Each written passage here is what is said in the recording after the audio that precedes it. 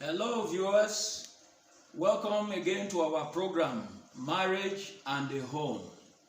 I'm delighted, to talk to you today again on our subject.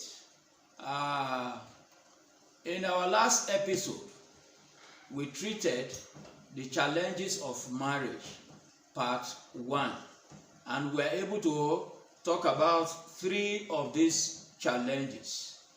We talked about the financial challenges, we talked about childlessness, we talked about infidelity. And we also said that these challenges, they are numerous. And then the challenges are different for different people all over the world. Today, we are going to go into part 2 of our topic, the challenges of marriage, and we are going to center on another challenge, that is domestic violence. The concept of domestic violence is one that worries a lot of people all over the world. Government agencies are worried, and so you have a lot of agencies. Let's say for instance in Nigeria, we have agencies in the states at federal level and probably at the local government level. I'm not sure. But I was able to find out that the United Nations, they have so much on domestic violence. And this particular discussion, I'll be drawing a lot of information from the platform of the United Nations. Very valuable platform.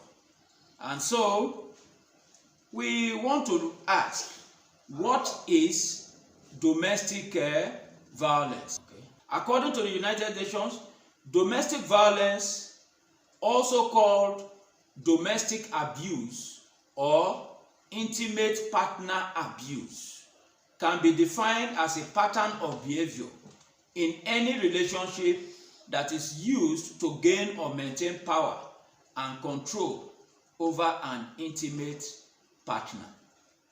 When you look at this definition, you see that there's a pattern of behavior in one of the spouses that makes it to be the person to make people to say that it is domestic violence. It's a pattern of behavior. Again, we also see that, for lack of confusion, the domestic violence is also called domestic abuse.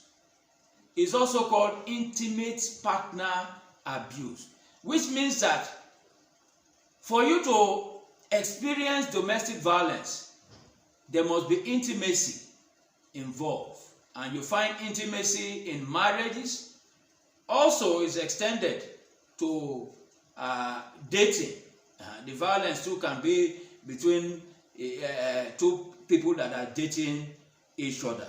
So again, we say the United Nations defines domestic violence, also called domestic abuse or intimate partner violence, as a pattern of behavior in any relationship that is used to gain or maintain power and control over an intimate partner.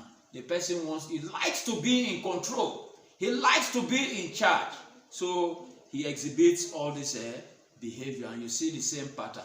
The abuse in an action or a threat that may influence another person can be physical.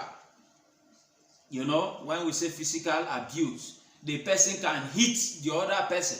The person can pull the other person and get physical with the victim, so to speak. Because at this point, the person may not realize that he's a victim of domestic violence. Then you can also have sexual abuse. Sexual abuse.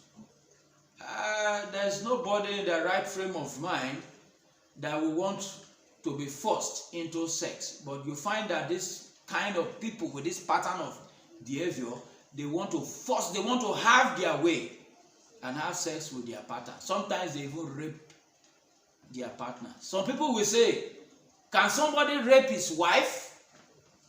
I've heard that a number of times when some people say, Shebi is your wife. How can you rape your wife? I want to tell you that when there's no consent, whether it's your wife or not, it is rape. So you find this kind of pattern, this kind of behavior in many of these people who are domestically violent. They want to have their way by force. They want to force their wives to have sex with them. And it takes us to another one, which is emotional trauma. The victim or the person who is facing all these challenges will be traumatized emotionally. You know, he will be down. After some kind of beating, after the rape, she begin to wonder, what am I doing here? What am I doing here? And the fear is that she cannot leave, you know, so that emotional trauma is there. Another one again is that they can be economically affected. The abuse can be economical. They force their wives to give me money. Maybe when they are drunk and they are high for drugs, they want to go and take drugs. You know, they beg, give me the money. And they force the money out of their wives. You see this kind of a pattern as well. Then you have the psychological aspect in which, you know, you find these people playing this psychology on them. Sometimes it may be that the woman is not really financially okay and the man is financially buoyant, and he uses that psychology on them. Where are you going to go? What are you going to do? I've had cases, some women will say, if I leave him, what will happen? My children, what will happen to my children? You know, the man has been able to psychologically tie the woman down. She cannot move and she's worried. Some will say marriage is for better, for worse, and they want to stay there and die. So you see all this kind of thing in a marriage, that there's so much domestic violence. So the pattern that you see in this abuse is physical, it is sexual, it is emotional, it is economical, and it is psychological. Again, according to the United Nations, domestic violence includes any behavior that frightens, intimidates, terrorizes, manipulates, hurts, humiliates, blame, injure, or wounds someone. That is what it does to people. And this is what the United Nations says, and this is a fact when you look at many of the patterns, you know, that tends to surface in a home that is faced with domestic violence. Anyone can be a victim of domestic violence, regardless of age, race, gender, sex, orientation, faith, or class. It can affect anybody. It doesn't matter who you are. It's everywhere. The poor people, the rich people, the black, the white. It affects everybody. Whether young, old, you have domestic violence. Even when we say in faith, we've seen domestic violence in the church.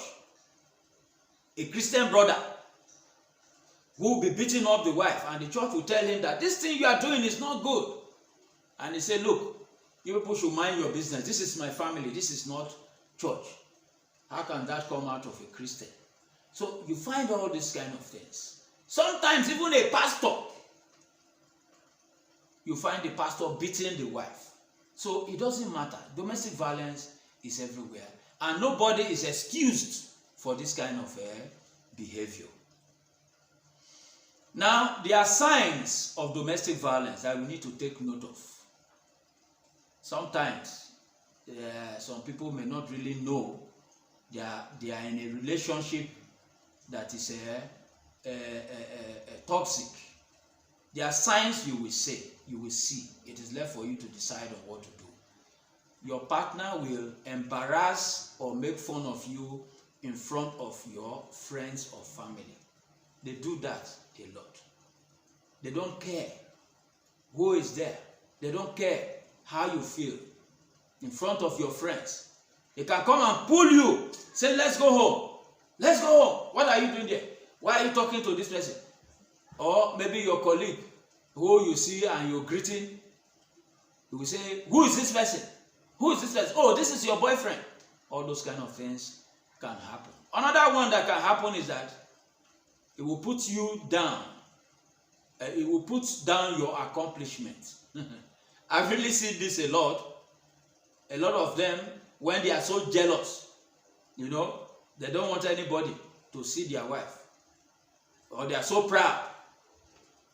You have been able to attain a certain level of education. He will make nonsense of that education. He will not allow you to work. He wants you to be a housewife against your wish. He also makes you feel like you are unable to make decisions. If you want to talk, he will shout on you. And when you don't talk again, he will make you look stupid. That what do you know? What do you know? You don't even have anything up there. All these are some of the things that you see. He used intimidation or threat to gain compliance. Whether you like it or you will do it. He will intimidate you. He will threaten you. I will kill you. I will do this. I will do that.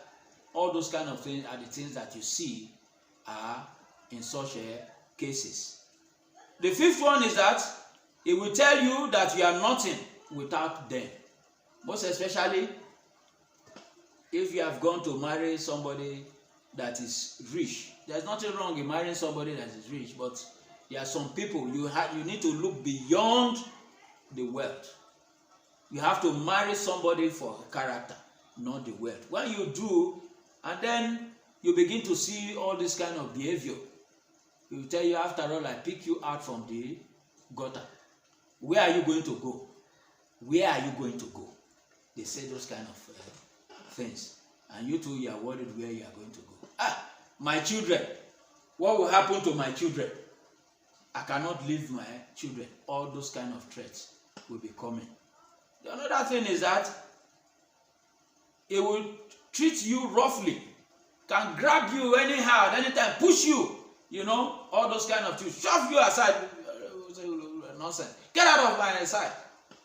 And then later he will come and beg you again, say, honey, don't be annoyed. Your partner will call you several times a night or show up to make sure you are where you said you would be. I've seen this kind of things also, you know, because where he is worried what you are doing. There's no trust. He wants to be sure that you are where you said you are. You find this kind of things also. And they use drugs or alcohol as an excuse for saying hurtful things or abusing things. I'm sorry. Can't you see? It's the alcohol that I took, the drink now. You know, I took some drink last night. Please, sorry. They do beg. That's the funny thing. Those people that carry out this act, maybe after the whole damage has been done, the whole hurt has been done, they come and say, I'm sorry. Sometimes they even buy you a gift, you know, to beg you. They do that. And they blame it on alcohol or drink or something that caused it. They also blame you for how they feel or act. They blame you, they tell you, look at, you are the one that's causing the problem. You are the one that made me not to get job. You are a witch. You are this, you are that. They say all manner of things to you. So you will find all these things. Because they are lazy, some of them are lazy, they want to blame you for not being successful. Because you did not give them money. They will say, if you are giving me that money, I would have done this deal now, I would have settled this deal. But at the end of the day, they use it to go and buy drugs or drinks. They will pressure you sexually for things you are not ready for. They pressure you sexually for things you are not ready for. Whether you are ready for it emotionally or physically, they don't care. And sometimes they want you to assume positions that are absurd, that you don't like, and they want you to do it by force. That is some of the things you find in them. You know, these people, they have some kind of funny character. They will make you feel like there's no way out of the relationship. You know, apply psychology on you so that you will not be able to live. Where are you going to go to? who will you go to? Look at you. Who will marry you? Don't you know that you are old? Who will marry you? They say all those kind of things. They prevent you from doing things you want, like spending time with your friends. You know, there's a common story of Osinachi, who was the husband was alleged to have prevented her from seeing her family, seeing her friends. These kind of things have happened over and over and over again. So those are common things that you find. Lastly, they try to keep you from leaving after a fight, or leave you somewhere after a fight to teach you a lesson. I am the man. The man will beat you, hit you, kick you on the floor. You'll be on the floor. And he will even lock the door and go out to make sure you remain there, just to teach you a lesson that he's the man. So these are some of the signs that we see. In future episodes, we are still going to talk more about domestic violence. For now, we are going to stop here. I want to appreciate you for watching. I want you to continue to watch and share this video. If you have not subscribed, please subscribe. Till I come your way next time, bye.